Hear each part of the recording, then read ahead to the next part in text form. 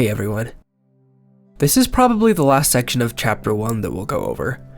Here's a continuation of Zhuangzi's and Huizi's debate on the usefulness of unconventional things. In the last video, we read about Huizi's massive gourds, and how the philosopher decided that they were useless because they were too large to be used for the things that gourds were usually used for. Here he continues with a reference to another large and unconventional object, as well as perhaps a bit of a friendly shot at Zhuangzi. Huizi said to Zhuangzi, "I have a big tree called a shu. Its trunk is too gnarled and bumpy to apply a measuring line to.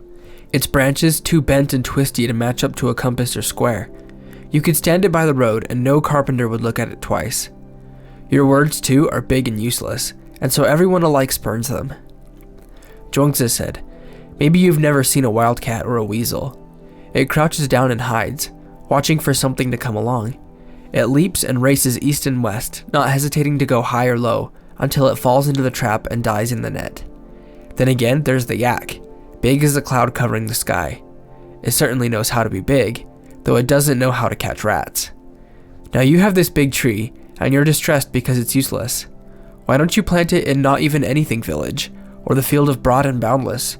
Relax and do nothing by its side, or lie down for a free and easy sleep under it.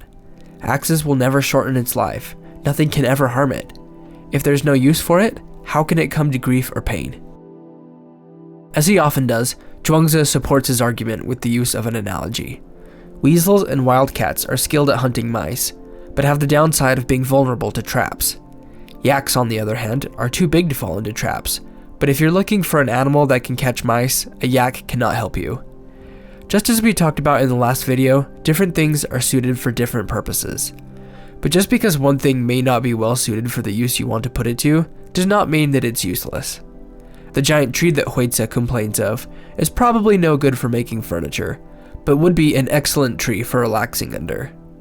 Again, Zhuangzi urges us to put aside our rigid notions of usefulness and uselessness, and to see the world through a mindset of openness and creativity.